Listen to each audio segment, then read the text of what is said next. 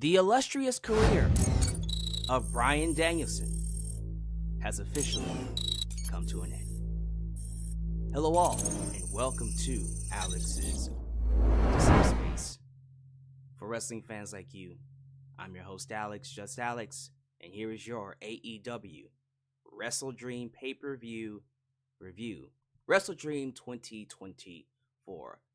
Tacoma, Washington, the hometown of one Bryan Danielson, and how appropriate that his final full-time, official full-time wrestling match took place here.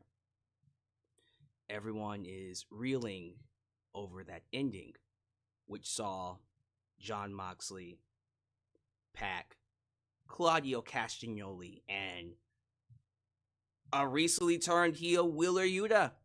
Like we all didn't see that coming. Betraying Bryan Danielson. Attempting murder. Putting a plastic bag over his face. And apparently this injury angle was suggested by Bryan.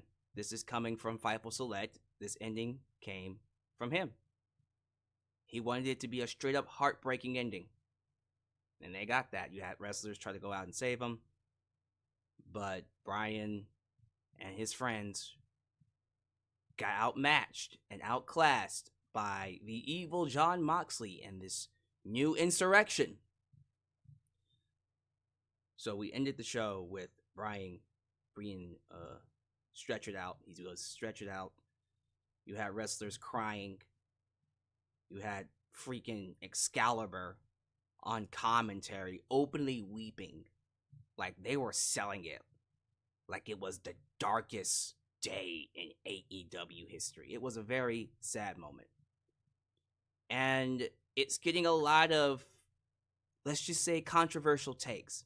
Brian Last from Jim Cornette's podcast called it the worst ending in AEW history, at least for a pay-per-view.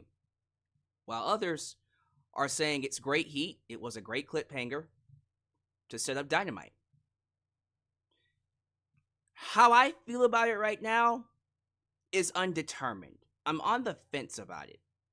Because while I do appreciate a great heat angle, an angle that leaves you wanting more, an angle that makes you want to see the bad guys get their comeuppance, and ultimately an angle that makes you want to watch Dynamite on Wednesday, I do have to question the booking of it just a tad bit. The one decision that I'm left puzzled at was, okay, you had them do this dastardly act. They took down the top champion, they put the world title in a bag, and then walked out with it, like they stole something. But then, we didn't really get any answers. They just left us on this very dramatic finish with no answers to what the hell Moxley, Pac, Claudio, and now Wheeler Yuta, what are they doing? They have the trios titles and the world title. But we don't know what their plan is. We don't know what the ultimate goal here is. This should have been the moment Shane McMahon came out. This should have been the time they debuted Shane McMahon, because it's clear as day he's the one behind this. I think we can all agree this is an angle to bring in Shane McMahon as this new corporate face trying to take over AEW now. That feels like what they want to do.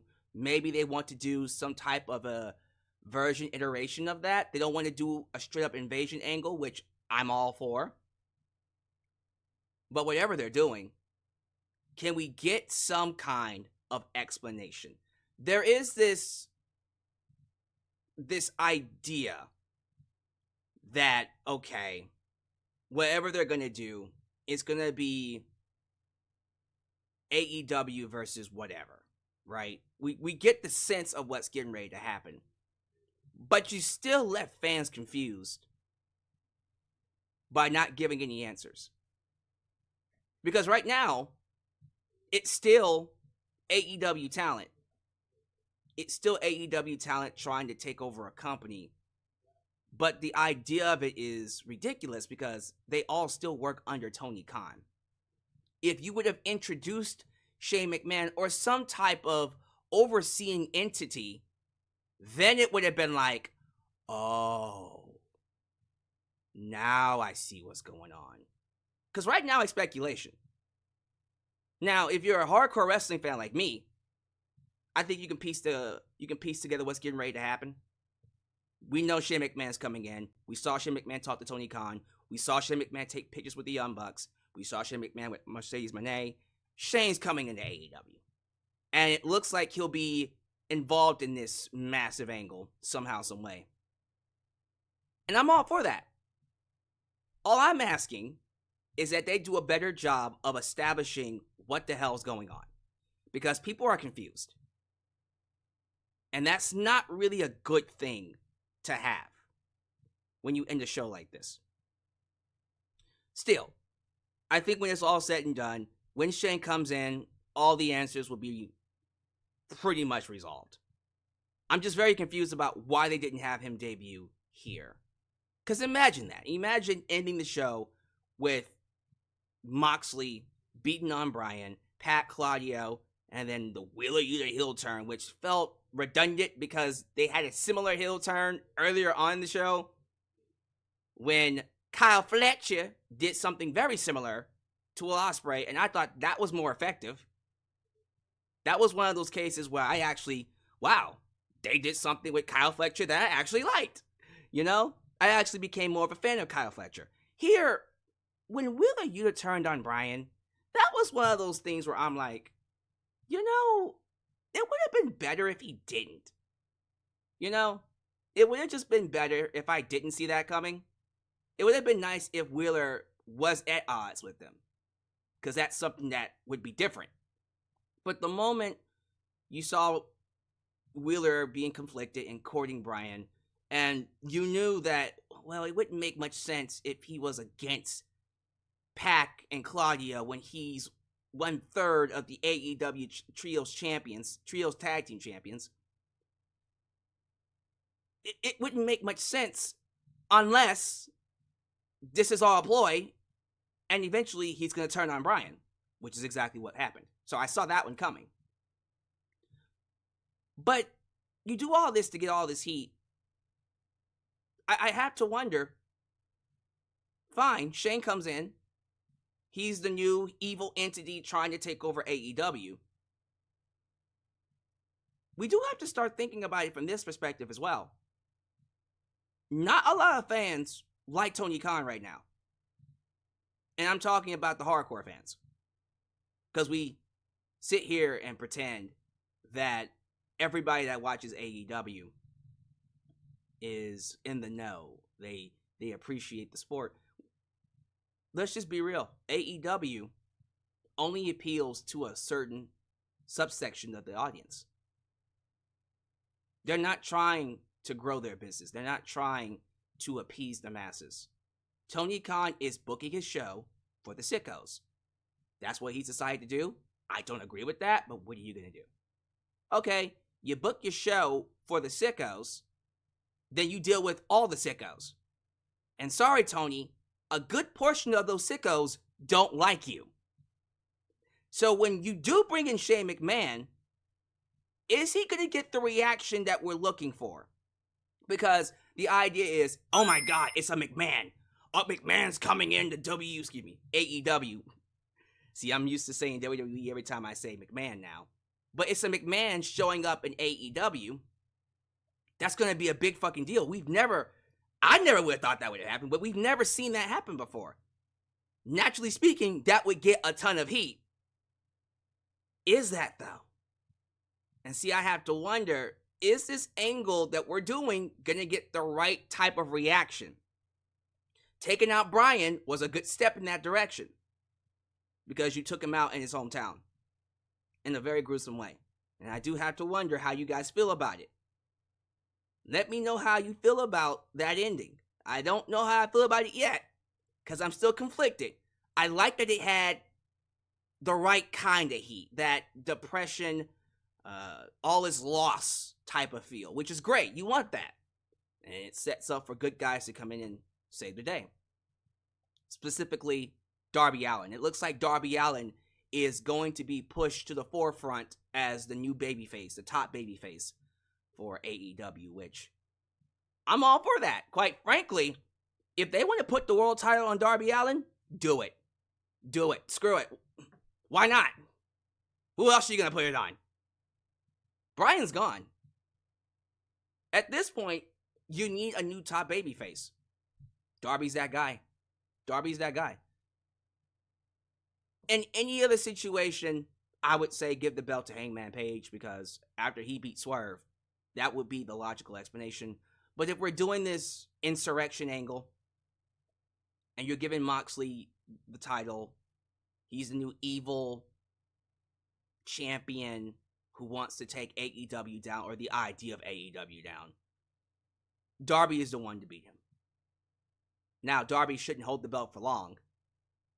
But naturally speaking, when I think about AEW, I think about Darby Allin. And then you can set this up to bring in, if he's healthy enough, bring back Kenny Omega eventually. That would be nice. I don't know where the Young Bucks would fit in on this. I would think Okada and the Young Bucks would get with Shane McMahon. And see, we can get into the discussion of who will join Team Shane and who will join Team Tony. All that sounds great on paper. What I'm worried about is, can AEW handle this creatively? Because this is a big angle that we're about to embark on. The last Invasion angle bombed for a ton of reasons. A lot of that WWE's fault. But if you actually are going through with this new major angle, you're bringing in a McMahon to take over AEW, you better have the creative team for it. Now, apparently, you lost Jimmy Jacobs. That report came out, I think, yesterday. He's gone. He left the company due to burnout. Now, apparently, there were reports about him not being liked and him being a part of some of their worst angles. That was debunked by Fightful Select. We might talk about that if you want me to. But you're not going to have him there. Can you handle such a huge angle like this with the right creative? I'm going to be honest with you. I don't think they can. And I don't think they will. But with that being said, you want my thoughts on tonight's pay-per-view? What else am I going to say? It was another fantastic show. When it comes to the in-ring product, when it comes to knuckling down and giving us an excellent wrestling show, AEW shits that kind of thing out on a regular basis. They produce top quality pay-per-views like it's nothing. It's almost incredible the streak they're on when it comes to their pay-per-views, especially here in 2024.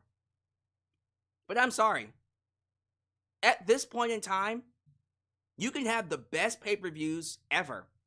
If you can't make people care about them with your weekly shows, it doesn't matter.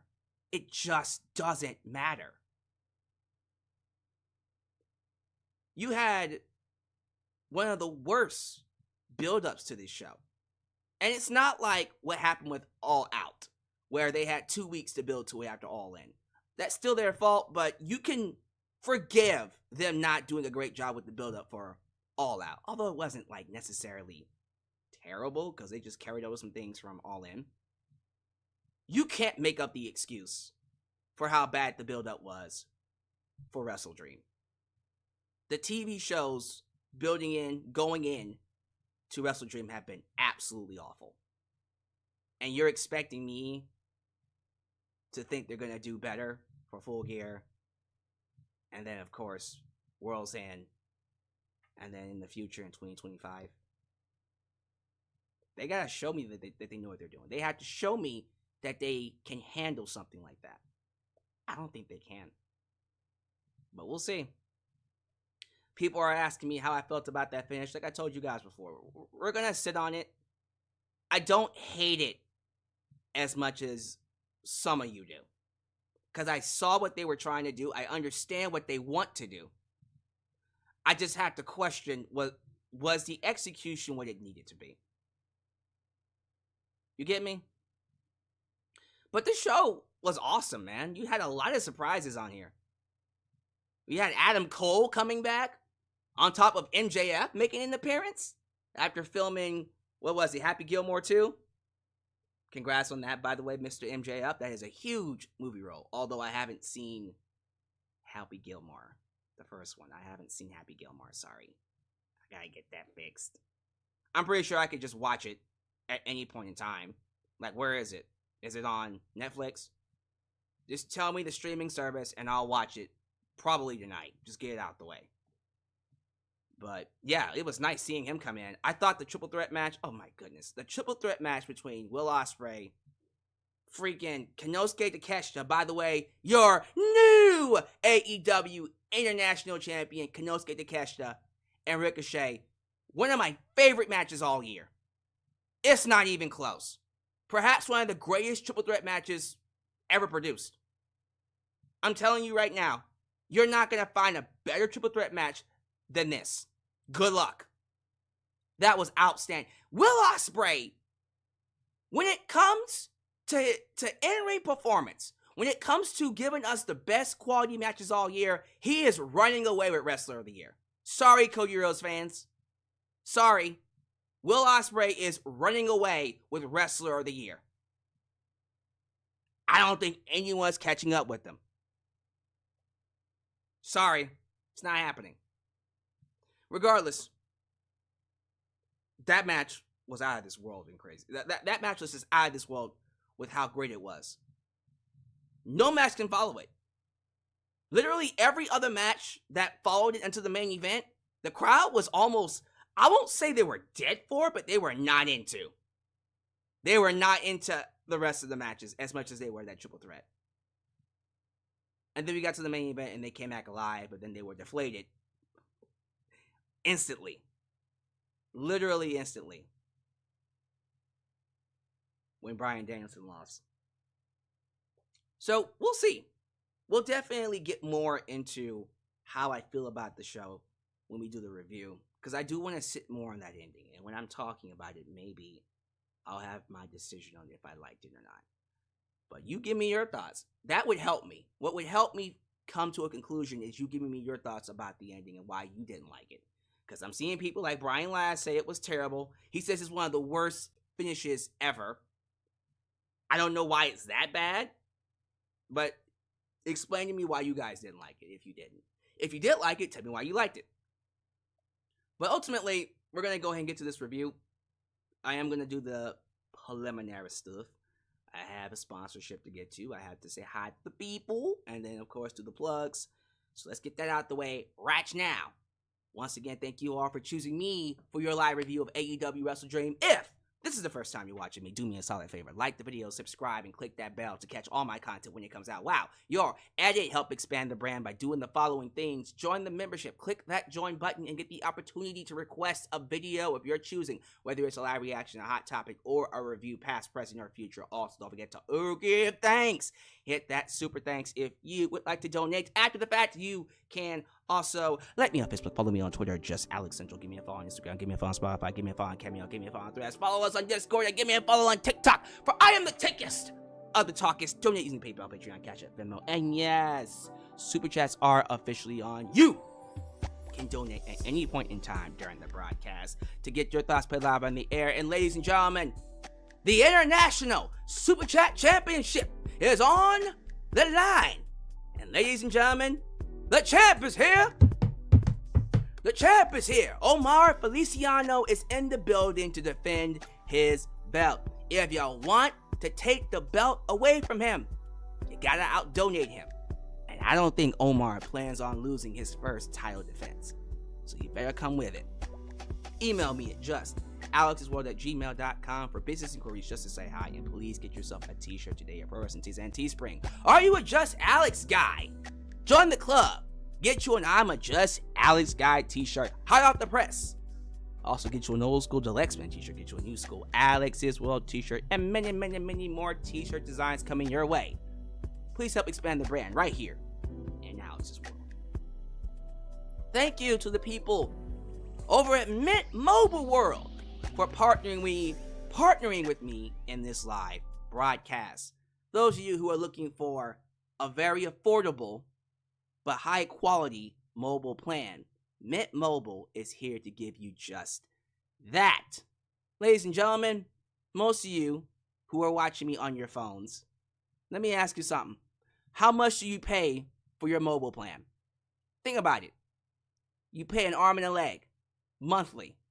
Imagine having that same quality for $15 a month. I said 15, 15 $15 a month.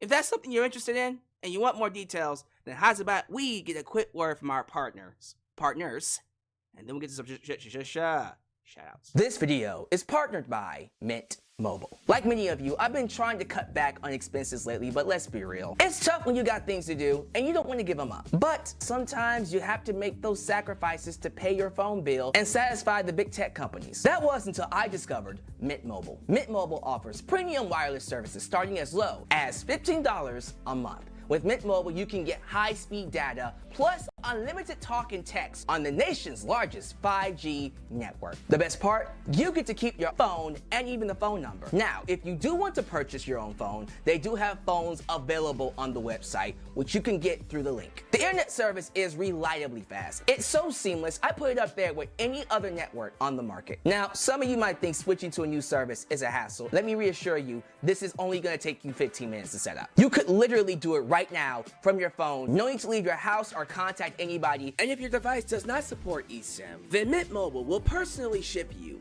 a physical SIM card. So if you're like me and you want to save a little bit of money without sacrificing anything, use the link trymintmobile.com/justalyx and start your wireless plan today as low as $15 a month. Don't lose out on this opportunity. Start saving money by switching to Mint Mobile today. Thank you all so much for making me a part of your day, ladies and gentlemen. As I said before, the International Super Chat Championship is on the line. The one who donates the most money gets to take home the belt. And ladies and gentlemen, when you win the belt, you get your name shown on all of the live streams when it comes to AEW. If that's something you're interested in, then ladies and gentlemen, do not waste this opportunity. Let's go ahead and get things started. First off, be sure you show some love. Show your love to the Mod Squad. Ultra! Shine Nights and Firestar Heart. Elias Ademi. New Japan Pro Wrestling Girl. Khalil does everything. Highway dealing danger. And of course, Big MGM. They all help keep this a safe space for wrestling fans like you and like us. Also, it is imperative that you guys like the video. The more you like the video, the more opportunities I will be given to be recommended here on YouTube. So help boost that algorithm by hitting that like button. Couple of shout outs, couple of hellos I need to give out. Of course, quick hello to the champ is here, Omar Feliciano. That's the first person I see. First person I see up top. I wonder if he's taking home the belt tonight. We'll find out. Johnny Gat. Mr. Johnny Gat. He says, hey y'all, I'm helping Firestar out tonight as well. He hasn't watched WrestleDream yet, so he asked me to help jump in because he doesn't want any spoilers. Alright, well Mr. Johnny Gat, thank you for being in for our boy Firestar Hart. Speaking of champions, we have the World Super Chat Champion in the building. Say hello to Debit Money. Debit Money Adams. Debit Money Adams, unfortunately, will not be defending his belt tonight because he defends his belt for WWE pay-per-views. If you want to take his belt, good luck with that one. Good luck with that one. Because, see, Debit Money Adams, he's a man of taste. And when you go for him, best believe, everybody's got a price. Evil laughter. So good luck with that one. But thank you so much for being here, champ. Joseph Winters. I also see Shaw Yisrael. Alfredo Leva. That's a new one. Welcome, Mr. Alfredo. Nintendo Porn Company Kun. Spiracy is in the building. I know he loves it when I do that. Sam Peeboon. Demi the... Is it Demyth ASAP? I can't really understand how to say your name here, but I think it's Demyth ASAP, something like that. He says probably Shane's not coming. If he's on AEW next week, then pay-per-view was pointless. Yeah, that was one of those things where I would think if he was going to debut, it would have happened tonight. Chris Wrestling Views. He says, hey, I'm on the live and I didn't get to see the WrestleDream pay-per-view. He was skeptical about paying $50 for the show. Well, it was worth the $50. And here's why. The triple threat, I thought the first two matches were great. I thought freaking,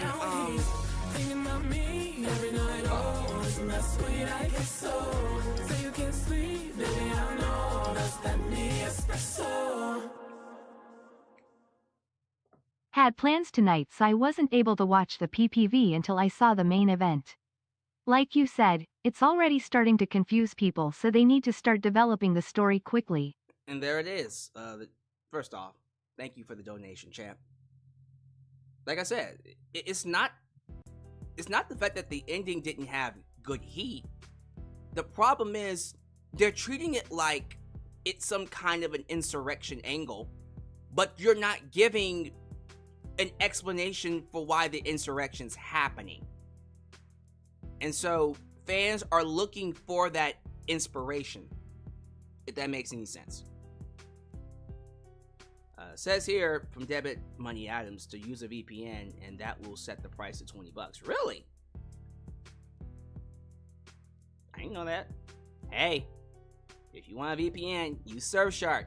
You want to know why? Because if you use Just Alyx, you buy it with Just Alyx, you get 40% off. And check this out, you also get 3 months free. Or is it 4? They probably went up to 4. So, get Surfshark for that one. If you want it. Alright, where was I? John Hottawat. John Hottawat. Did I say that right? I don't think I did. Close enough. King Gamer Worldwide. Thank you so much for being here, by the way. Wesley Franklin. The Cerebral Assassin, Christopher Carter. And the last one is going to go to, before I forget to say his name, JJ. Who let the dogs out? Who? JJ Bulldog. Alright, thank y'all so much for being here. For real, like, give me your thoughts on everything that's happening right now. Give me your thoughts on the ending. Give me your thoughts on your favorite match. Give me your grades, A, B, C, D, F. Give me your scores, 1 through 10, 10 being the highest, 1 being the lowest, 1 out of 10. And chat about the pay-per-view, because I will be reading your comments throughout the show. Let's get right to it. Tacoma, Washington, ladies and gentlemen, was the location of tonight's WrestleDream event. I don't know what the number was. I think going into the show, they had under 7,000 tickets sold. By the time the show aired, and you're looking at the arena, it's got to be somewhere around 9 to 10,000. It was a big crowd. It looked packed in there. It wasn't all the way packed, but it looked like they got a good sizable crowd for the event, as you would expect, because it's Bryan's last match. They didn't think it was going to be his last match, but I think we all had the feeling this was the end of Bryan's career. So definitely, it had a good turnout, despite the horrible build-up. But we'll definitely talk more about where we're going to see this lead to in terms of future shows as we get to the review. I was just happy to have a big crowd because if you watch this past episode of Dynamite, compare that crowd to this crowd, it's like night and day. So I'll take 7, 8, 9, 10,000 over 1,000 to 2,000 fans. I'm telling you, we have to remember the pay-per-views, although spectacular in their own right, they're not the selling point. These pay-per-views don't grow the audience. The weekly shows do. You build to the pay-per-views using the weekly shows. And then the weekly shows are supposed to be advertisement to help fans get excited for the pay-per-views. And then when they watch the pay-per-views, that's how you make fans. The job of the pay-per-views is to make people want to stay watching AEW. But I think Tony Khan books his shows like, well, the pay-per-views are the selling point for the weekly shows. No, that's not how that works. You have to get people to care about your pay-per-views with the weekly shows. And so they'll appreciate them a lot more. I believe, ultimately, once they get settled on how to really make these weekly shows pop, and maybe that will happen with the Shane McMahon angle, the pay-per-views will do the rest. For sure. But let's go ahead and move things along to the first match. I did not see the pre-show. I didn't see the Outrunners perform. I'm seeing a lot of people talk about the Outrunners and how they're the most popular tag team in AEW right now. Listen, I ain't hating on a new face tag team coming in, taking over. From what I've seen of them, I get the vibe. It's like 80s tag team wrestling in a modern day environment. I like that. That's cool. It's different. I don't know if this is the kind of tag team that's going to save AEW. You know what I mean? I think what they did tonight with Private Party and giving them sympathy. No offense to the Outrunners, I would rather see Private Party win those belts, especially after tonight. But that's later on. Let's keep it going, ladies and gentlemen. Let's get to the first match. The first match of tonight's show was Jay White. Switchblade Jay White taking on Hangman Adam Page. So these two had a match earlier this year during the Owen Hart tournament. And I think during that match is when Jay White got hurt. And he's been gone. He's been out since. Hangman would go on to lose the tournament to Bryan Danielson. But as a result of taking out Jay White comes back. He wants revenge on Hangman Page, who has essentially been Jack the Ripper. And I thought the match was great. Great chemistry. Jay White, I haven't always been the biggest fan of his, especially during his early days, but he has really come into his own. I think as an in-ring performer, he's one of their best, for sure. And it ain't because of the crazy moves that he does. He ain't out there doing no 630s or, Canadian Destroyers or any kind of crazy out-of-this-world move. Where Jay White excels is storytelling and selling. More specifically, selling. His ability to sell during a match is next level. I'm blown away at how great of a seller he is. Especially as the match goes on. He knows how to sell fatigue, which is rare. Rare nowadays. And I think it showed in this match, because it really helped paint Hangman Page as this sawn off evil son of a bitch who just likes to torture people. And so when Jay White was making that comeback at the end, he did that knee breaker on the outside and he hurt Hangman Page's knee. It felt like, okay, maybe Jay White has a chance here, because for the most part, it was almost one-sided how much Hangman was dominating Jay White. Then towards the last 5 minutes, Jay White did that knee breaker on the outside, and that basically was the death knell for Hangman, because he couldn't do his finisher, the buckshot. He tried to do it, and that cost him. Because the ending happens when he goes for a buckshot. He couldn't complete it because of his knee. Jay White catches him and hits him with the Blade Runner. That swinging neck breaker, the swinging face buster, whatever you call it. And he pins Hangman Page clean. No help. He pinned him clean. Big win, by the way. Pinned a former world champion. And so now Jay White is saying he wants to go after a world championship. Or a championship. That's not happening, buddy. Sorry.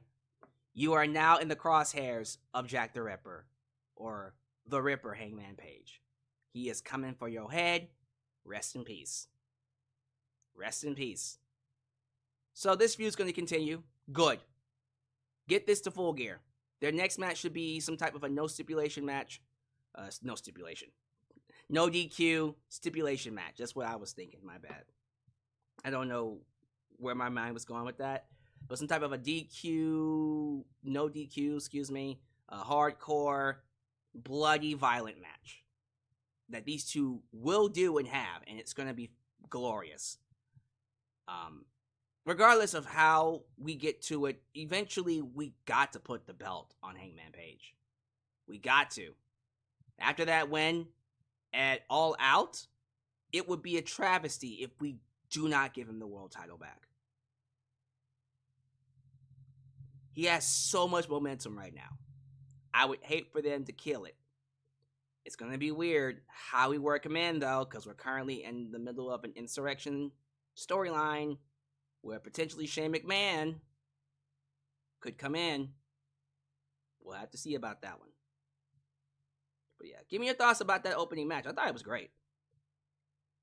And I think a lot of people were expecting Hangman to win. So when he didn't, they were like, oh, okay, that's what we're doing.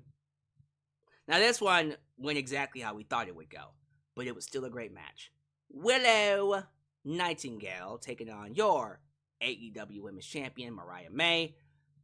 I am so happy to see the quality of the women's, at least the Women's World Championship matches, maintain its high-level performance. It's one of those things where I don't know what changed, but when Toni Storm was champion, it wasn't really about the quality of the match. It was about her character. When Mariah May became champion, you noticed the quality of the matches improved almost instantly. Sometimes you just need a good in-ring worker. Mariah is consistently going out there and having not good, but great matches. Her match with Toni Storm still being the best one. That was absolutely fantastic. And this one was no different. This one was a great match. Willow Nightingale continues to show the world she's one of the best female wrestlers in the world today. And eventually, we gotta give her the world title too. The women's world title, of course. Not happening anytime soon, because we're currently in the midst of a long-term story with Mariah May and Toni Storm, which pisses me off because it shows you that AEW can do long-term storytelling if they choose to. But Mariah May is not dropping that belt until she fights Toni in the future. Whenever that is, wherever that is. But in the meantime, keep having great matches. This was another great match. That's all it was. It was a great match between her and Willow Nightingale. The best part was the last stretch. Because there was a spot where Mariah does that corner head scissors a la Trish Stratus. She does the handstand into the head scissors. Sonya Blade, Trish Stratus. Willow blocks it and holds her. Pulls her up for a powerbomb. Like she's going to powerbomb her off the turnbuckle. Mariah hits a Hurricane Rana. Willow goes flying across the ring. It looked so good. Then Mariah hits a running knee. And then beats her with the Storm Zero. Or, yeah, Storm Zero. Say it right. I was going to say Snap Pile Driver. Snap Pile Driver, Storm Zero, same thing. Toni Storm's finisher. The story is that she is living Toni Storm's title reign. She took over Toni Storm's life. And so eventually Toni Storm will come back and take it back. Eventually. Whenever that is, I have no idea. Toni's around. She's working in Japan right now.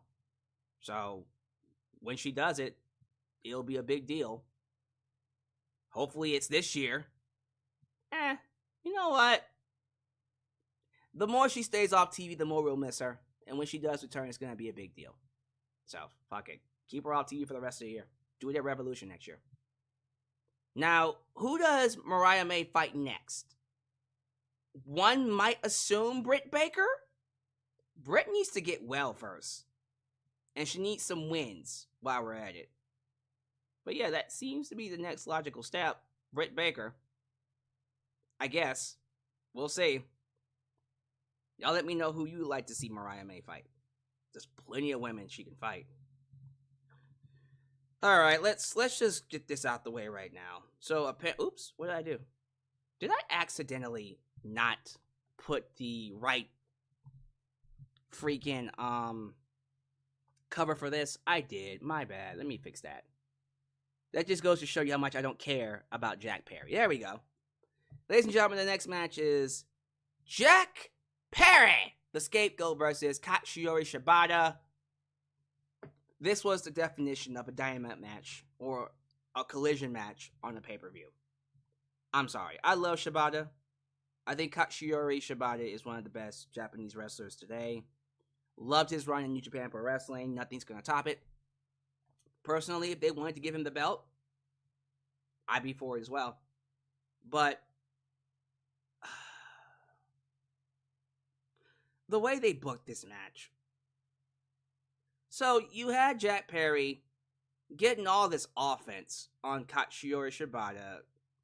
You're like, okay, sure. And then Katsuyori Shibata makes the comeback.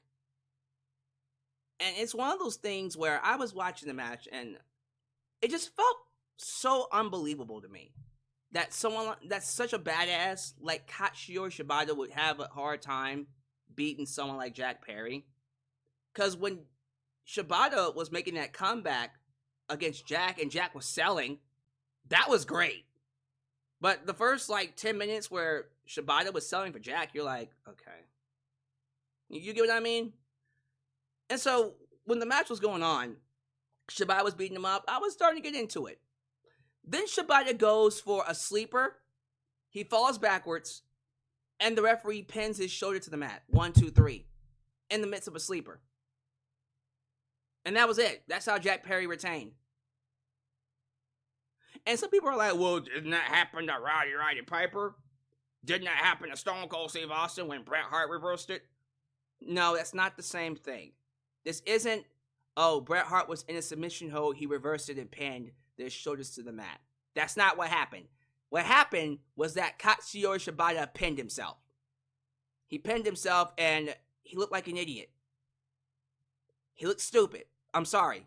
It was a horrible way to book Shibata. And then Jack Perry retains that way.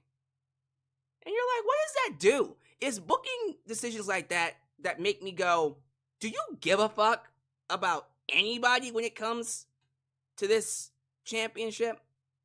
Because the booking of the TNT Championship hasn't been all that great since, oh my god, since Sammy? Cody? Darby? It hasn't been all that great. I think the last good TNT champ was Samoa Joe. During that feud with him and Darby, that was it. Outside of that, I have not been impressed. I'm sorry, I haven't been all that impressed with the booking of the TNT title. And it's stuff like that makes me go, he doesn't really care. So Jack Perry won. I don't really care about the match. That's not why I'm talking about this. Why I'm talking about this is because something happened afterwards. So, as soon as Jack Perry beats Shibata, he gets up and he's acting like he's going to attack Shibata with the title. Daniel Garcia runs out. I do light up a little bit because I'm thinking, cool, we're setting up Daniel Garcia to beat Jack Perry. I'm cool with that. I would prefer Daniel Garcia to be TNT champ over Jack Perry for sure. But as soon as Daniel got out there, MJF's music hit and MJF comes out to a huge pop even though he's a bad guy. MJF gets inside the ring, starts attacking Daniel Garcia, cuts a promo to get heat on himself while doing it, pulls out the diamond ring. Oh, look, they got the diamond ring back. They lost it, but then they found it. So the Dynamite diamond ring, brought it out, started using it to attack Daniel. And then out of nowhere, you know it's all about the boom. Adam Cole, baby. makes his return. Adam Cole came out. And he's healed. 100% healthy. We were talking about him being healthy, I think, last month. There you go. He's back. Took him a full year to come back. But he's healthy. I will say this. This is just me giving you my honest opinion on what's happening here. He's a babyface. So I guess that means we're done with the Undisputed Kingdom. Yeah, we need to go ahead and just wash that away from existence. It's incredible to me how much heat, TV time, and story you gave to Adam Cole betraying MJF, and it amounted to nothing. And all it did was just lead to MJF going back to being a heel, and now Adam Cole is back as a babyface. Long-term booking with AEW is just trash. It's atrocious. So, Adam Cole coming back as a babyface is their way of pushing the reset button. We're going to try this again. We're going to go into a feud with Adam Cole and MJF while Daniel Garcia focuses on Jack Perry. And then we'll eventually go back to, I'm assuming, Daniel Garcia and MJF in the future, right? Because Daniel has to beat MJF eventually. Or maybe all this is going to be happening at the same time. Who knows? Maybe they're going to be intertwining with each other. But, yeah, we need to go ahead and drop the Undisputed Kingdom. It's a dead group. Because Adam Cole is back and he's a babyface. Sorry. It doesn't work. I don't know what they do with Roderick Strong, Mike Bennett, and Matt Taven, right? Matt Taven. I don't know what y'all do with them. I don't care. Because the players that made that work are now doing something else. So that long-term story is a hot mess. It's just a hot mess. Everything's a hot mess right now when it comes to this TNT Championship. But I'm just happy Adam Cole's back. I'm just happy he's back. He's healthy. And he's going to be wrestling. Because Jesus Christ, do we need him. I'm just happy we got MJF back. Because the show has not been good without him. I'm sorry. They're trying, but they're failing miserably without MJF. So now that they're both back, I think things are going to be a lot more interesting because we're going to get a feud between Adam Cole and MJF. So let's see where that goes. And don't bring up Wardlow. We're not talking about Wardlow. We're not talking about Wardlow. Sorry. It's over. It's over for Wardlow. He just needs to go to WWE. Let him go to WWE. You're not going to salvage him. Instead, focus on these three talent. What was easily, it wasn't even competition. It wasn't close. What is, without a shadow of a doubt, the match of the night, one of the best triple threat matches of the entire, well, not even the entire year, probably the entire decade so far. Konosuke Takeshita, Ricochet, Will Ospreay for the AEW International Championship. This was outstanding. Incredible. I'm sorry. The amount of awesomeness in this match. What were they thinking? Putting this in the middle of the show. Nothing that they did could follow it. Matter of fact, you might as well have just turned off the show. Turn off the show and just catch the ending of Bryan Danielson losing on Twitter. That's it. Because nothing came close. Nothing they did following this match came anywhere close. It was a wash. This triple threat match stole the show. It was over with. And here's the thing. Everyone knew it would. Everyone knew this match would steal the show the moment it was made. When you got Ricochet, who's one of the greatest high flyers, arguably the greatest high flyers in the world today, if not of all time. You got Will Ospreay, who, like I said before, Wrestler of the Year. Wrestler of the Year when it comes to in-ring performance. And then you got the future. One handsome son of a bitch. The Ace. Konosuke Takeshita, who has been underutilized and underappreciated for a while. You got this son of a bitch coming in to let both of these bitches know I'm king now. And I don't mean to call Ricochet and Will Ospreay bitches, but when Konosuke Takeshita is inside the ring, everybody's a bitch. Sorry. There was no way that you weren't going to get a classic match. I can't even begin to describe the things I saw.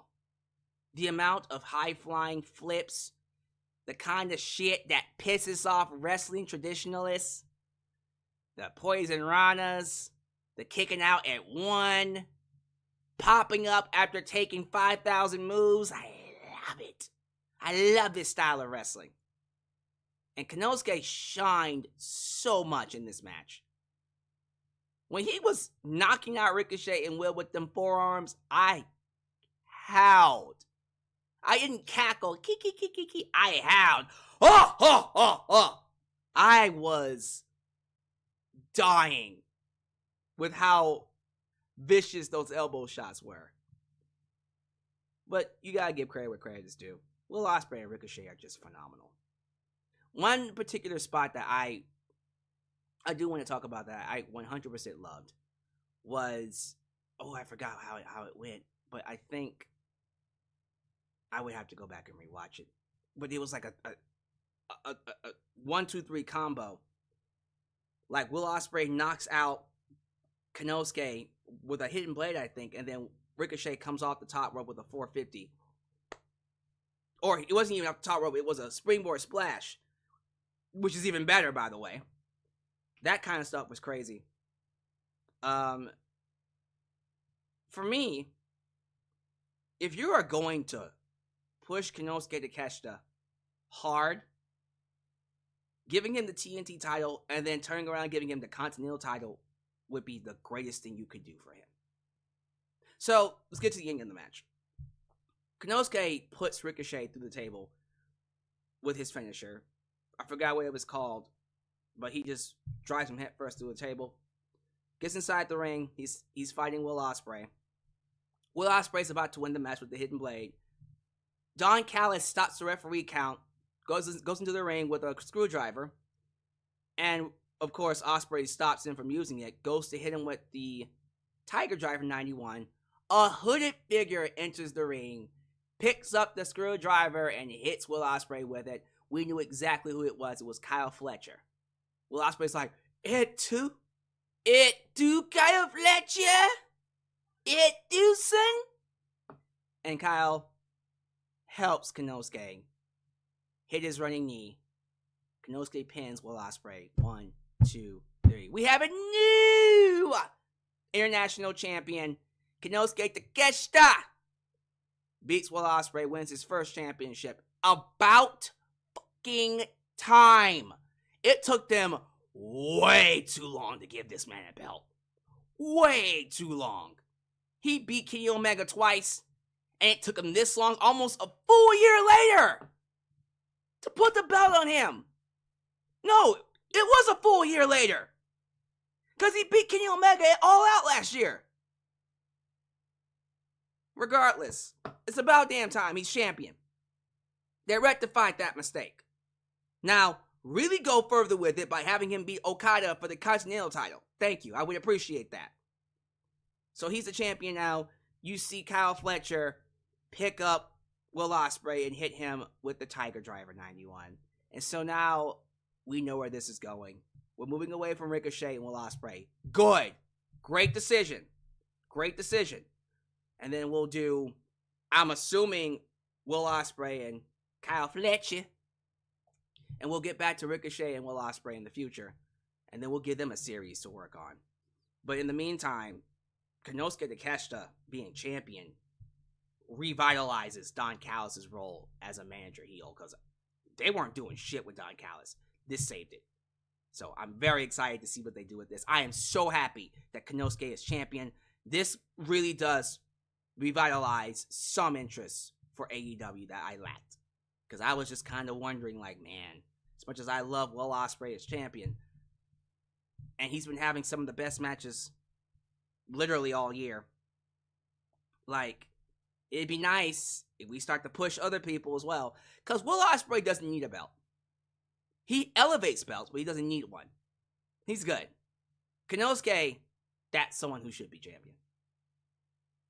So I'm looking forward to seeing what they do. I love the fact that they decided to turn Kyle Fletcher heel, by the way, because I wasn't feeling him as a babyface. I wasn't feeling him at all until this. Now I'm like, all right, now we got something. Let's see what they do with it. Might end up liking it. Might end up becoming a fan of Kyle Fletcher. Swerve Strickland came back. Swerve Strickland was brought out by Prince Nana and announced that he is cleared to wrestle. So he'll start wrestling again very soon.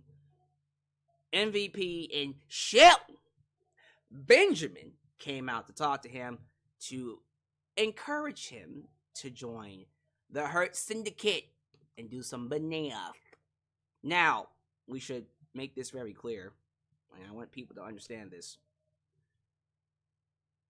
I was expecting Bobby Lashley to show up here, and I'm not going to say I was disappointed that he didn't show up, but man, what a great way to have debuted him. You had Swerve go out there, you tell MVP and Shelton, I'm not interested, I want nothing to do with you. And because he said no, boom, Bobby Lashley comes up and attacks him from behind. What a way to set up a feud between Swerve and Bobby. By the way, what a match that will be. Holy shit, Bobby Lashley and Swerve? Ooh. Nah, screw that. Shelton Benjamin and Swerve. Ooh. I'm ready. That's going to be an awesome feud. And again, we're moving away from Swerve and Hangman Page for the time being. We'll get back to that later. But right now, let Hangman Page win the title first, and then we'll get back to Swerve and Hangman. But in the meantime, yeah, Swerve versus the Hurt Syndicate? Fuck yeah. And you know what? Get Powerhouse Hobbs in there. Get Powerhouse Hobbs in there. Get Mercedes Moné in there. Really turn this into a legitimate tag team stable. Would love to see that. Would love to see it. Man, look. They got all the talent in the world. They just gotta use them right. This is what pisses me off about AEW.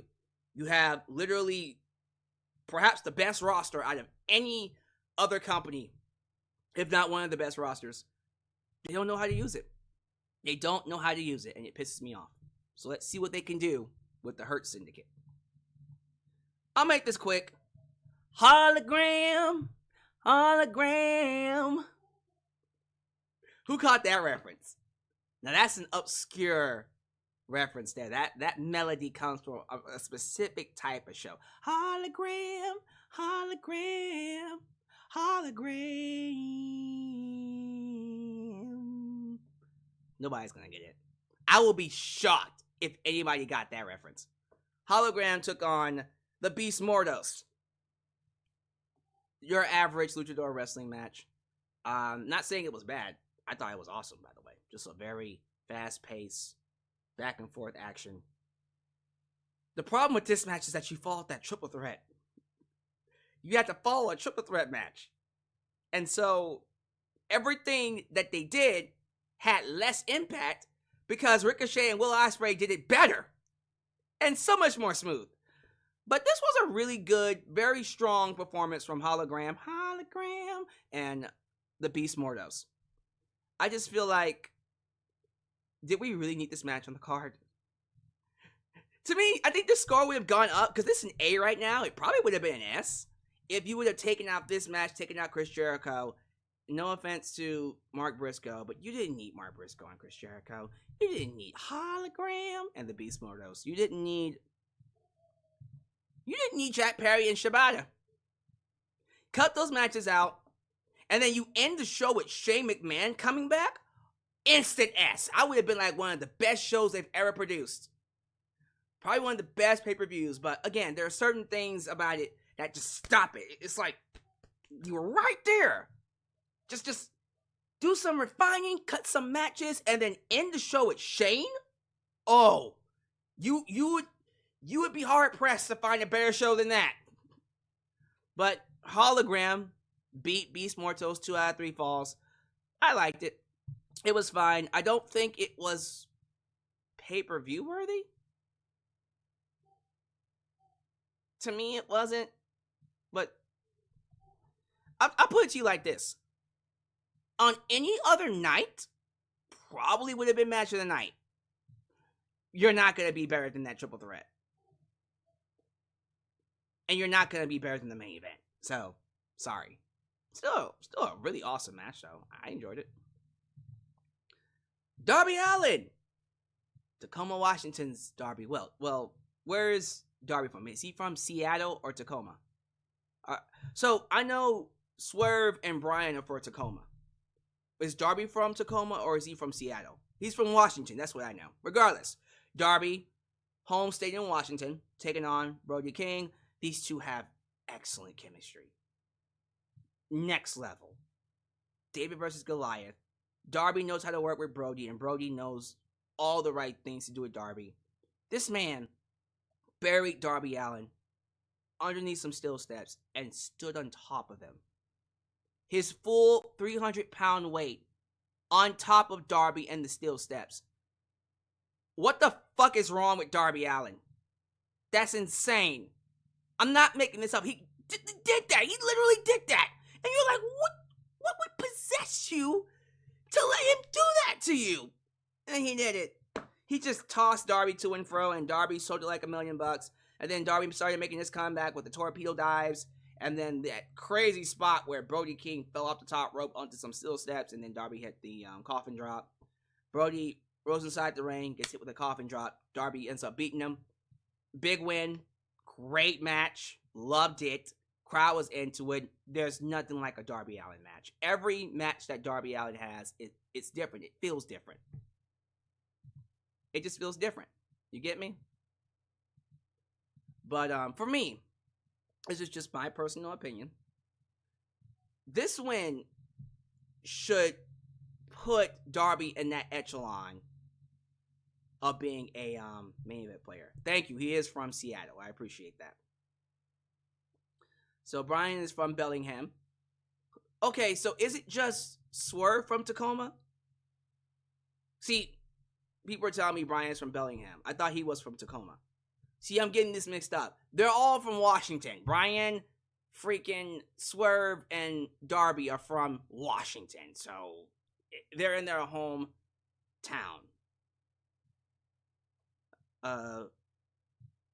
Wait, isn't Bryan from Aberdeen, Washington? Okay, see, now we're getting into the who cares? They're from Washington.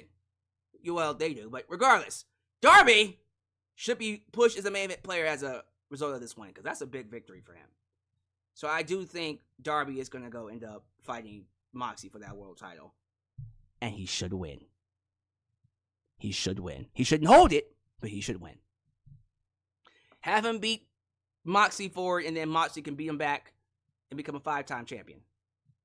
And yes, Bryan is from Aberdeen, Washington. I appreciate that.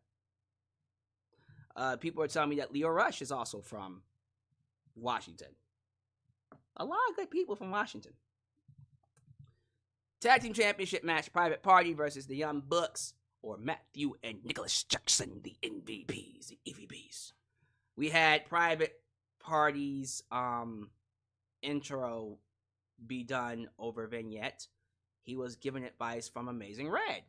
Amazing Red was giving them advice about how they beat the Young Bucks 5 years ago and haven't done anything since.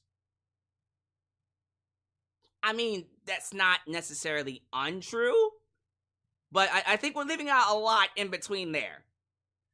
But they're finally getting their big match at a pay-per-view against the Young Bucks. And you know what? Overall, I thought the match was great. It was effective in making people feel sorry for the Private Party, because there was a side of me when the match was going on that actually thought, you know, this might be a good time to put the belts on them. What a shocker that would be. This pay-per-view could use a shocker. But then, as the match went along, I said, yeah, you know what, nah, screw that. Keep the belts in the Young Bucks. And the Young Bucks do end up beating them. You had Top Flight watching. You had Stokely Hathaway watching, still very pissed off that he just left Chris Statlander for no fucking reason. But Stokely Hathaway is watching. You see Private Party lose. And you're sitting here like, man, the crowd was very disappointed that they lost. Maybe we should run with this. We can build this into, and I'm hoping, another title match where Private Party does beat them. I would love it if Private Party won these belts. That's just me. Why not? Screw it. But you gotta give them the right story.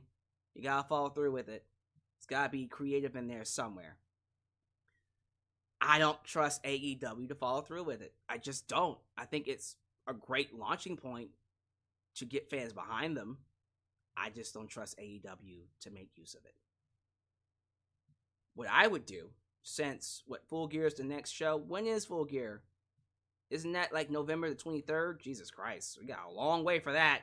That's over a month away. Okay, if it's November the 23rd, guess what? You got plenty of time. Plenty of time to get the crowd behind them, to get the fans to care about them. Because I know Survivor Series is on the 30th. I know that. So Survivor Series is on the 30th. And so the 23rd is Full Gear. Look, I would have Private Party just go out there and win matches. Maybe have Stokely Hathaway tempt them, give him something to do, really get fans behind them, right? And then give them the belts at Full Gear and then build the tag team division back up around them. Because Private Party versus Top Flight versus The Acclaimed versus whatever tag team you can come up with. What happened to the Dark Order? Or at least Johnny Hungy and Alex Reynolds. Maybe if you want to put them against the Outrunners, because everyone loves the Outrunners, you can do that too. The Outrunners. The Outrunners. But yeah, like, I would like it if Private Party won the tag team titles.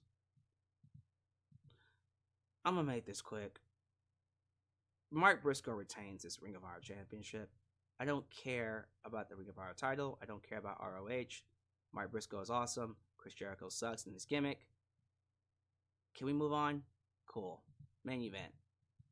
Yeah, I'm not spending any time on that match. It shouldn't have even been on the card. Bryan Danielson defends his world championship for the last time against Jon Moxley. Jon Moxley is this bullish, evil insurrectionist coming in, telling everyone that this is no longer their AEW, and he is fighting for a bigger cause, a higher power, if you will. And that's clear. That part is clear. What isn't clear is, what is that higher power? If it's Shane McMahon, he should have been revealed tonight. But regardless, Jon Moxley and Bryan, they kicked off their fight during Bryan Danielson's entrance. He was coming out to the final countdown, the final countdown. And then they just had this chaotic brawl while the music was going. I love that. I love when they do that. It keeps the energy high. And the energy stayed there throughout the entire match. It never left. It was a fun match to watch. The crowd was into everything that these two did. You talk about two people with great chemistry. Moxley and Bryan have always had it. These two went out there and had an outstanding, fantastic back and forth. Moxley is great at being a heel. He knows how to get that heat. But Bryan was selling his neck throughout the entire match. They did a lot of pile drivers and moves that involved Bryan landing on his head and his neck. And you saw Bryan selling it. They're really emphasizing that Bryan needs neck surgery. Bryan's fighting through it, having his Hulkamania moments. Brother. You had Marina Shafir, AEW's China. Marina Shafir get involved here and there. Referee tosses her out. And it was just Moxley and Bryan after that. And you seeing them fight, and the crowd's really into it. You get towards the ending, and you see Bryan hit not one, not two, but 3 running knees. He's locking in the label lock multiple times, and Moxley keeps coming. He doesn't quit. He keeps fighting. He is a monster. He's a Terminator. And then the ending happened, where Moxley hits the Death Rider. I was going to say Paradigm Shift. Death Rider on the outside. And it was no padding, straight concrete. Rolls him inside the ring. Of course, hits him with crazy clotheslines. And then Sleeper. Puts him on a sleeper. Bryan's fighting. Bryan won't quit. Bryan won't give up. Bryan's not going nowhere. He won't quit. And then he passes out. He passes out. The referee has no choice but to call for the bell. Jon Moxley is now your new 4-time AEW champion. As soon as the match was over, here comes Pac, here comes Claudio. The crowd is deflated. The crowd is booing. They're depressed. They're angry. They're mad. They're upset. Beyond upset. You see Wheeler Yuta go out. Wheeler Yuta's defending Bryan because you see all three of them come inside the ring. And then Wheeler Yuta comes in with Darby Allin. Darby Allin has a chair. Once again, Darby Allin is being set up to be the babyface of the group. And then we see Wheeler stand up from Bryan and walk behind Darby. And we go, here we go. We saw this coming. Darby turns around, boom, running knee to the face. Wheeler's conflicted. Why did I do that? Why did I do that? And then, of course, Pac, Claudio, Moxley get inside the ring. They start destroying Bryan. They give Wheeler the plastic bag. Wheeler, looking reluctant, grabs the plastic bag and wraps it over Bryan's head. Bryan is being suffocated, attempted murder once again. And the crowd, at this point, they're just death silent. They're like, what am I watching? What are y'all doing? What, for his final match, this is how you want to go out? You know, they're just killing him. They're destroying him. And then it gets very depressing because they're tying Darby Allin to the ropes, a Washington native, and Darby screaming, "Stop it! Stop it!" You got freaking Excalibur and commentary crying, "Stop it! Stop it! But stop doing this to Bryan." They wrap a chair around Bryan's neck, and then Claudio stomps on it, Seth Rollins style. You're like, oh my god! And then they put the world title in a bag and then run away because the locker room emptied. Like the locker room emptied way too late, by the way, because I'm like, where were y'all when this was all happening? Jim Ross said it. It's like, why'd y'all take so long? Where were you? And so the show ends with the locker room watching Bryan Danielson get carted off on a stretcher. Get stretchered out. And that's how it ends. Gloomy, dark, depressing, sad.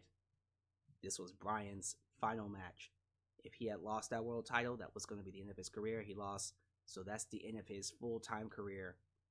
He's still going to come back and have a part-time match here and there, but in terms of working full-time, that's it.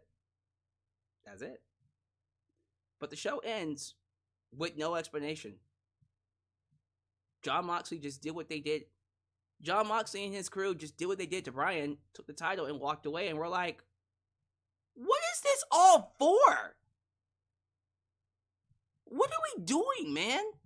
Again, if you are a hardcore wrestling fan like me, you can piece it together. I think we've all seen this coming, that Shane McMahon, and I think I predicted it. I predicted this, right? Shane McMahon's going to come in, and he is going to try to take over AEW. Because the Young Bucks failed at it, so Shane should try. But, yeah, I see that coming. But the problem is, unless you've been watching wrestling as long as me, you're just confused. Because you're like, why are they doing this? That's how we're ending Bryan's career? For what? You know what I mean? Everybody's just confused about how that ended. When we get to Shane coming in, it'll make the most sense. But I have to wonder, this is just me, what the plan was. What the plan was all this time. Because that ending was dark as fuck. That was a very dark ending. I love dark endings. I love good heat. But man, you have to wonder. You have to wonder if this isn't leading to Shane McMahon coming in. I don't know if it's gonna work. I think it might be a bust. But now that I'm speaking about it, here's what I'm gonna say about the ending. I'm gonna say for now, I like it. But if it ends up leading to dog shit, I'll turn around and say I don't. I like it with the caveat of I hope it leads to something like Shane McMahon coming in. But y'all let me know. I love a dark ending. I like the idea of an Infinity War style or an Empire Strikes Back ending where people are like, oh my god, that was dark. We tune into Dynamite. That's fine. I just had this fear of, okay, if it doesn't lead to Shane, what the fuck are we doing? It has to lead to Shane McMahon now. It just has to. So there you go. All right, ladies and gentlemen, that's my review. I think it's time we crown ourselves our new Super Chat champion. And I thought Omar Feliciano was going to run away with it. But I told y'all, everybody's got a price. Ladies and gentlemen, the biggest donation of the night comes from the man who currently holds the world title. And it looks like he's going to hold this title as well.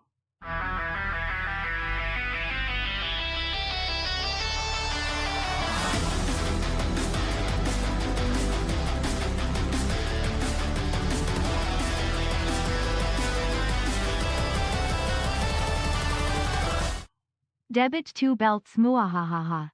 Debit money says he wants all the gold. Debit Money Adams with the $70 bomb. Oh my goodness. Debit Money Adams takes the lead with $75. So Omar Feliciano, if you want to beat him, you gotta go. Let's see, you have $10, right? So you need to do more than $65. $75, man. Jesus Christ. I told y'all. When you come for the king, you best not miss. Debit Money Adams is definitely taking this into stride. Oh my god! Hey! Hey!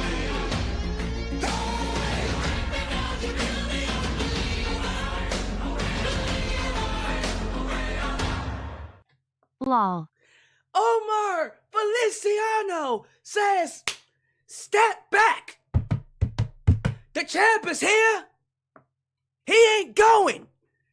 $100.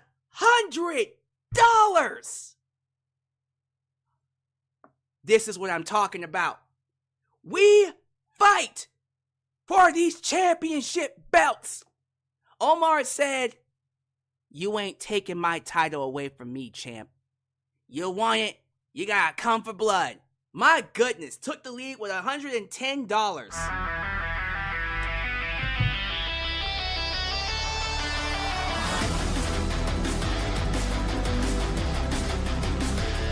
Is this what we doing?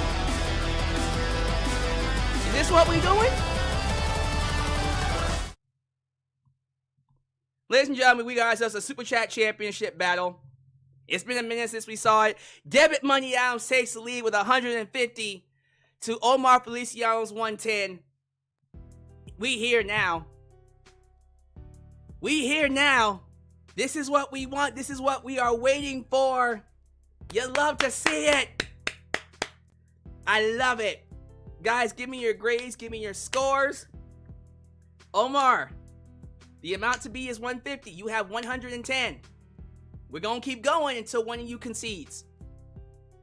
So, we're going to keep going until one of you concedes. I don't see anyone topping y'all. So, let's see what we're going to do.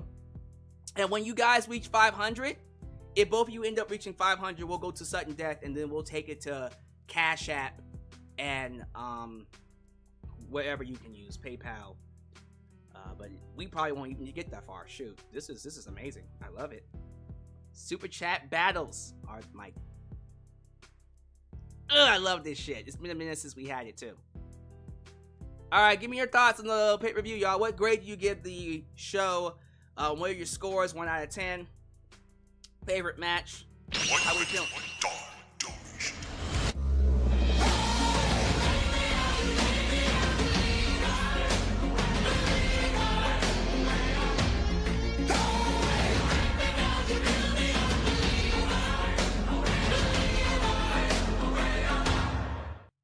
Whoop that trick YEET. Whoop that trick YEET. Whoop that trick YEET. Whoop that trick, yeet. Whoop that trick, yeet. Omar with another $100 bomb, putting him in the league with $210 to Debit Money Adams $150. You love to see it. This is what I'm talking about. When you come for the Kings, you best not miss. Uh-oh. Debit Money Adams, is he tapping out? Is he tapping out? Did Omar Feliciano just defend his belt with a fantastic donation streak of $210? Wow, guys. Whoop that trick, yeet. Whoop that trick, yeet. Wow. Do you tap Debit Money Adams? Hey, man, here's the thing, Debit. You still keep the world title. You still keep the world title. You just can't win the international title. It's a different world, my dude. It's a different world with Omar. Omar don't play. He said, I'm keeping this belt, sir. You're not taking this from me. When I said the champ is here, the champ is here. That's crazy. I love it. I think Debit Money Adams is tapping out. All right, so I'm going to give it... How much time do we got? It's 1:34. I've been doing this for an hour and 34 minutes. It's currently 12:53. I'm going to give it 7 more minutes. 7 more minutes. I'm going to go 7 more minutes. If anyone else wants to donate... Psych. If anyone else wants to donate, go for it. But I think it's fair to say Omar just took this. Oh my goodness. Super Chat championships, man. You love them. Now, Omar says that world title sounds pretty nice too. Well, Omar, you can't have it until perhaps Survivor Series. So if you want that world title, you gotta save up and wait. You gotta wait a while, at least a month. But also, Omar, don't get too cocky, sir, because you gotta defend this belt again at Full Gear. So, if you still want to keep this belt, you'll also have to find a way to keep this belt, sir, and then get that world title. But honestly, Omar, shoot, if you packing like this, you might be able to do it. Because there's only been a handful of people that have been able to donate what you donated and keep things moving along. So, come for it, bro. Come for it. I love it.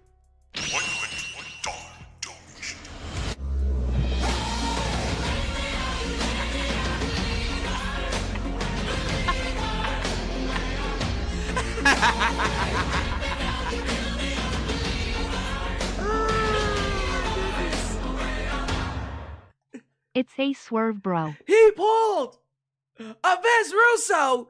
Debit money, money, money, money. Takes the lead. $250 to $210. I thought we were finished. I thought we were done. He said, nah, buddy. I'm Vince Russo. I told you. Everybody's got a price. With $1 million man, with a money man, Debit Adams, take both belts.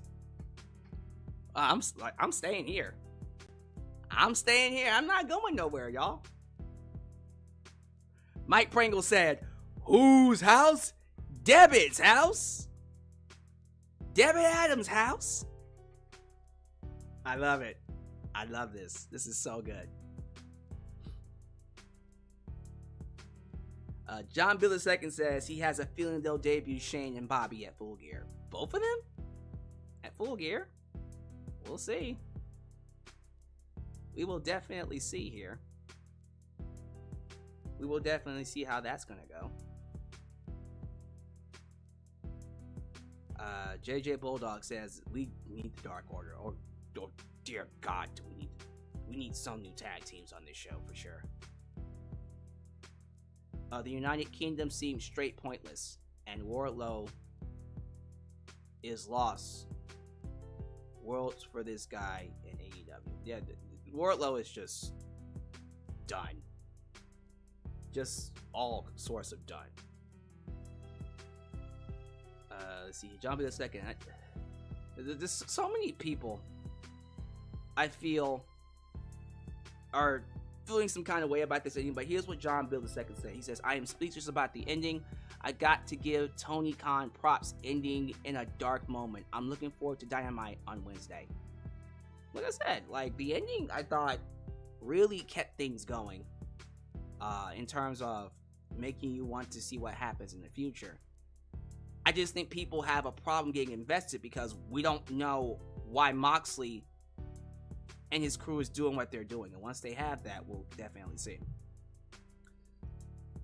So right now, Devin Money Out is in the lead, 250 to 210. Hey, Omar, do you concede? Did Devin Money Adams just take both the belts? Did he just take both the belts?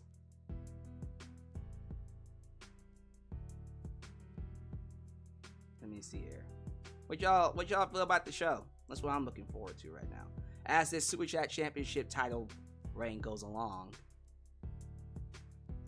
JJ Bulldog said they had around 8,000 people in the building. Oh, is that confirmed? Around 8,000? That's still a big crowd. Like somewhere between 8,000 to about 10 is a really good sizable crowd, honestly. Give them props. Someone said my hologram was a reference to Michael Jackson. It actually wasn't. So, who here has heard of a show called Bible Man?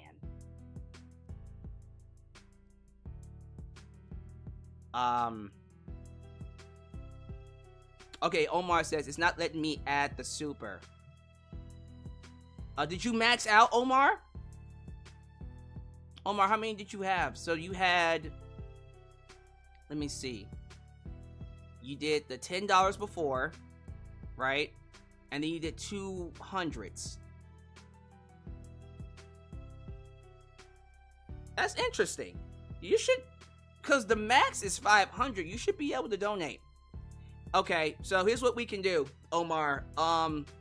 If you're having trouble using Super Chat, I let you donate using, you can use Cash App. I'll let you donate using the Cash App, and I'll just add that to your total.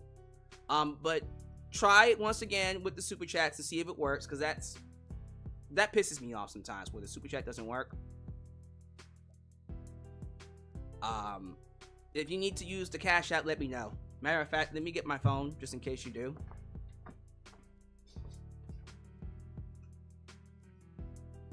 And we'll just add that to your total. But let me know, because if you can still use, what's going on here, if you can still use the Super Chat model, I would use that instead. John Bill II, how do I feel about Joker 2? Y'all want to know how I felt about Joker 2? Really? I'd rather just talk about AEW WrestleDream. Because at least WrestleDream was an excellent show in terms of wrestling.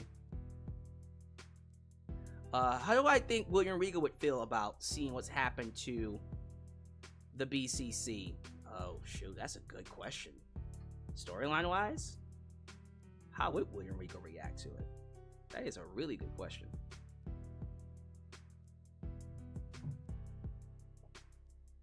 All right, so Omar wants to donate using Cash App. So the Cash App it's $ just Alyx90. It's right there in the bottom right corner. And when you send it to me, it'll pop up on my phone, and I'll get it that way, and we'll use that. So you can donate as much as you want, and I'll pull it up here on the screen when you do donate, so people will see that I'm not making up the number. I know it sucks. I'm so sorry. I hate when YouTube does that. They're just like, so you want to donate, huh? Psych. So the amount to beat is $250. Omar currently has $210. So let's see how much he donates.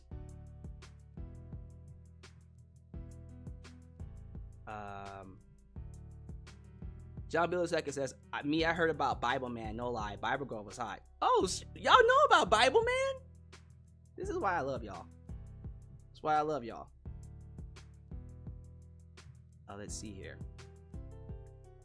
So we gonna keep going until somebody concedes. I'll be up here all night if I have to. I got a feeling. Let's see here. Kowagonk Sniper. I don't want to see Claudio as world champion again. Hope Karma. Oh wow, catches him soon, sir. Let's not get too serious about this. He's just playing a character. He's just playing a character. Let's calm down.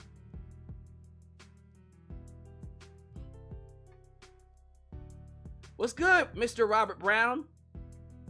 From Browntown, Mr. Robert Brown. Lafayette, Indiana, in the building. What's happening? What's happening, man? Good to have you here, Mr. Robert Brown. Good to see some people showing up. Man, we in the midst of a crazy Super Chat Championship battle right now. Insane championship battle. Devin Money Alves is in the lead with $250. I'm waiting to see what Mr. Omar Feliciano is going to do. If he's going to donate using Cash App.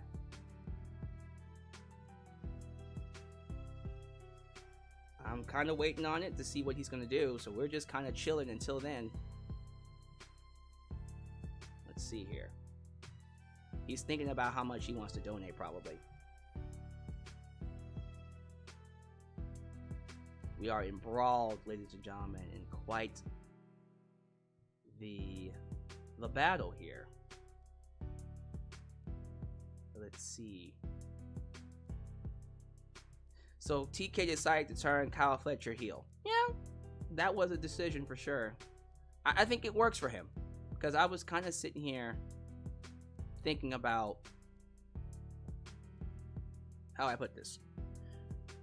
Kyle Fletcher was someone I really wasn't that invested in when they were first pushing him. You get me? He was someone that Tony Khan really liked. And I mean really liked. He was getting a lot of TV time. But I didn't see it. I was like, why are you pushing him? Yeah, he's a good wrestler, but you got better people you could be pushing. You get me? Like Malachi Black is just stuck on Collision. Athena is stuck on Ring of Honor. But we're pushing Kyle Fletcher. That's just weird to me. That's just weird to me. And so, I'm just kind of waiting on, to see what they do with things going forward.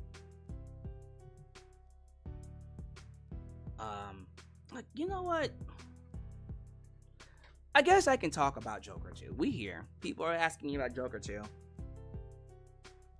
Here's what I'll say, because I don't want to spoil it. I loved the first Joker. I loved the first Joker because of its message about mental health. About how certain people are driven over the edge because society is negligent and doesn't treat people who are struggling. Oh, never mind, he found it.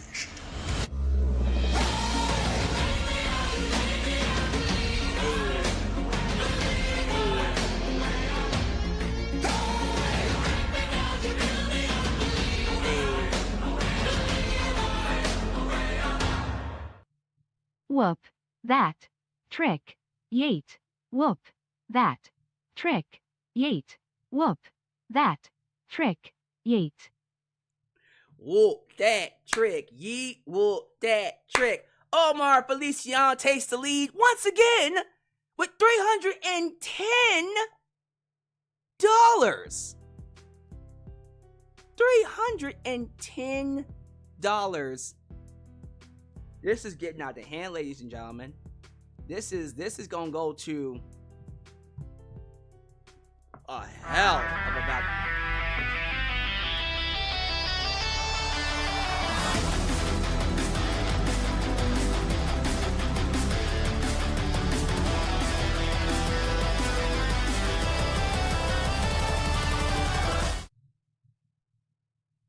David Money Adams got pockets, boy. So now y'all gonna make me do math. Okay, so 75 to his 250, which puts him at 325. So Omar, he's beating you now by $15. So 325 to 310. Is this what we doing now? Is this what we doing? We just y'all gonna make me do some extra math in this shit? God damn it. I haven't done math in a long ass time. So 325 to 310. Wonderful. Wonderful. So Devin Money Adams really wants both belts. He really wants both belts. He's not going, y'all. He's not going. He says, "You gonna give me this belt, Omar." Omar, what you gonna do, buddy? Now, Omar, once you reach 500, you're gonna have to use Cash App. But I think you still got a little bit more. You're at 310, so you got about, what is that, 190? 190 to donate. He said, "Nah, I'm not doing that."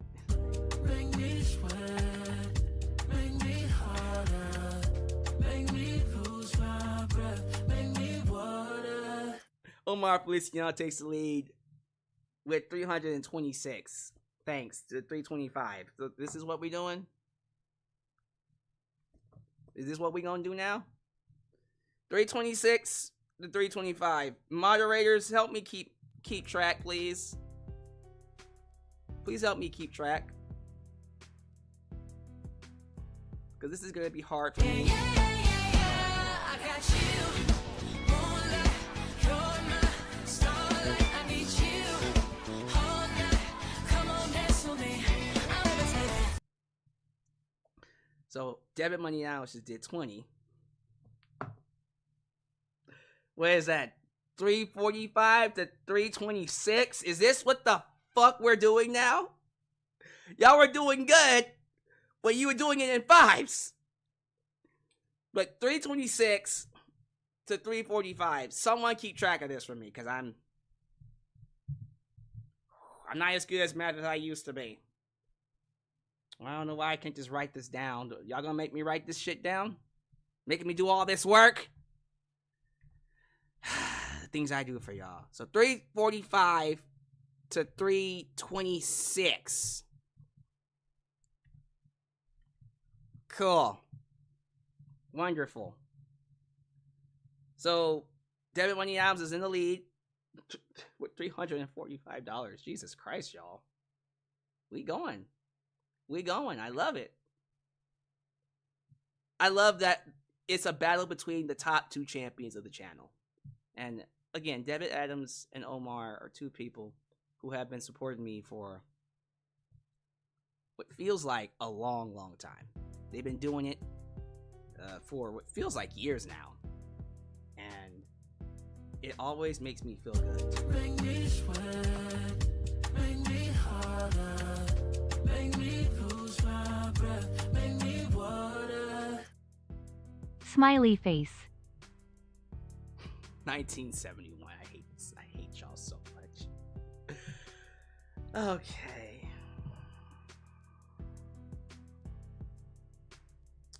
Ladies and gentlemen, I'm pulling out a calculator now.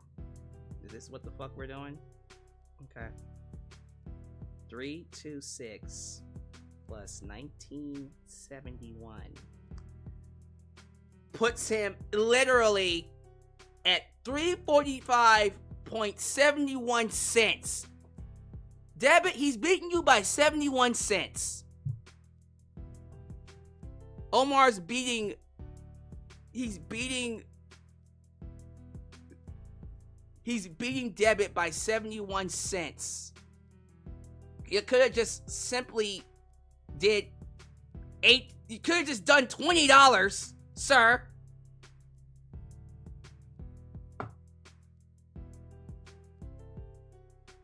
Debit, do you concede? And please donate a solid number. Because the math ain't math in the night. I don't like it. But thank you for your donation, sir. Thank you. $5. I'll take it. See, he's kind. $3.50. $3.50. Debit Money Adams is in the lead to $345.71. Sir. I love both of you. What a battle. This is wild. This is wild. I'm just waiting for one of you to put one or the other out of its misery. So, Debit Money Adams, you currently are at $3.50. That means you have $150 left when it comes to the YouTube donations. After that, you'll have to donate using Cash App. Just keeping you guys up front of what we're going to do here. This is fun. I love this. I love it. We're going to keep going until one of them concedes. I'll be up here all night. If you need me to be. I'm not going nowhere. Mike Pringle says, get the learning tree off of my screen. Sir, you ain't said nothing but a word. Nuttan but a word. I don't like the learning tree any more than you do, sir. BS. I hate it too. Yeah, this is crazy. This is wild. Love it.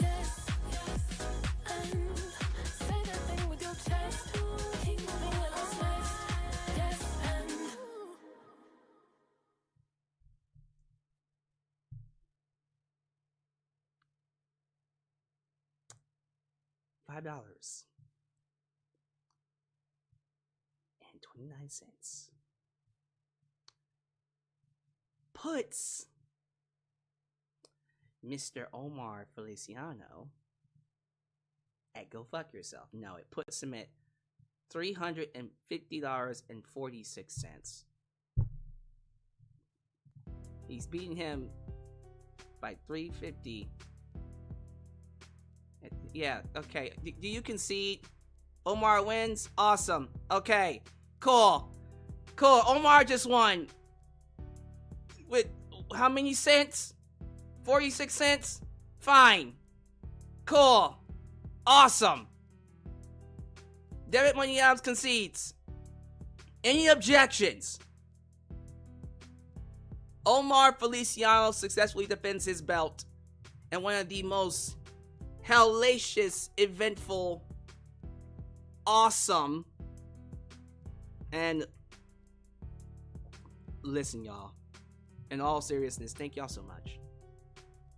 Thank y'all so much for taking the time out of your days to support the channel.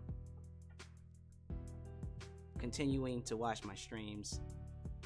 It really does make me feel like what I'm doing is worth it all. And Omar, Debit, like, real talk, if I'm being honest with y'all, you have no idea how grateful I am to have people like you. You know, we get all these streamers, and you know, the Solid Monsters, the JDs, and you know, Denise, Bible Select, all of them who do what I do, and they might get more views, but they do not have the crowd. They do not have the support that I have. I do everything I can to build a community, to make people feel safe. When I say safe space for wrestling fans like you, I mean it. You know, people like Three Diglets, people like, of course, Franklin Torres, and, you know, past Superchat champions. Can't forget about Nickname Mai. Can't forget about even Big MGM was someone who donated. You know, it feels good. Feels very good to have you guys support the channel, and do know that I'm grateful. So listen, I'm gonna go ahead and call it. It's late, guys. We got Tony Khan in the live chat. Tony Khan saying thank you for your dedication and your love and appreciation. Mike Pringle says the best super chat ever. Omar Feliciano, who is walking away, still your super chat champion, says I love you more, buddy. Appreciate the love and appreciate the support. Wow. And that's gonna settle it, ladies and gentlemen. That's gonna settle it. Still your international champion with $350.46. Omar Feliciano. Give it up. Give it up for him. That's crazy. I've never had anybody win with $350.46. What in the actual hell? What is that? What is that? Hilarious. Hilarious. But Tony Khan is in the building.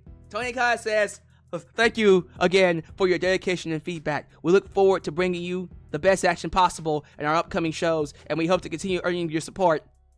Oh, I didn't even do it right. Hi, guys. Thank you again for your dedication and feedback. We look forward to bringing you the best action possible on our upcoming shows, and we hope to continue earning your support. Stay tuned for AEW Dynamite this Wednesday night. See, y'all brought Tony Khan into the chat. You know you cooked when Tony Khan had to pop in and be like, what's it? What's happening? Not what's happening, but what's happening? Yo, Tony, this is the greatest international championship match ever. Ever. So the next time Omar defends his belt will be Full Gear next month. But Tony, why I got you, man? Why I got you? Bro, you gotta book your weekly shows better. I'm sorry. I don't know what the hell you be doing on weekly Dynamite shows, but since Omar Feliciano just dropped $350, I'm gonna need you to pick your shit up, Mr. Tony Khan. Do better. For Omar and for David Money Adams. For what they did tonight. You owe them a lot more than what you've been giving these fans, Mr. Tony Khan. So pick your shows better. That's my feedback to you. And by the way, Tony, if you need a creative booker, you know, you can slide into my DMs, my buddy. You know, you can come chat with me. I got you. All right, thank y'all so much for being here. I'm gonna get out of here. It's late and I am tired, so we're gonna wrap it up. Give me your thoughts about AEW WrestleDream, favorite match, overall thoughts. But thank y'all so much for making me a part of your day. As you file out, do all the YouTube things, like the video, subscribe, and click that bell to catch all my content when it comes out. Follow me on social media, Facebook, Twitter, Instagram, TikTok, and donate using PayPal, Patreon, Cash App, and Venmo. Once again, thank you to the partners of Mint Mobile. Sign up for Mint Mobile today. Use the link down below. But most importantly, congratulations to Mr. Omar Feliciano for maintaining your championship. I can tell you're going to be a long-term champion for a while. That's what I like to see. That's how a championship match is done. Love you both. And you're awesome for what you do. And I'll catch you guys next time right here and Alyx as well. The place that is, was, and forever will be a safe space for wrestling fans like you. You guys take it easy. And do know, if you need a friend, I'm here for you. Peace. Oh, when you're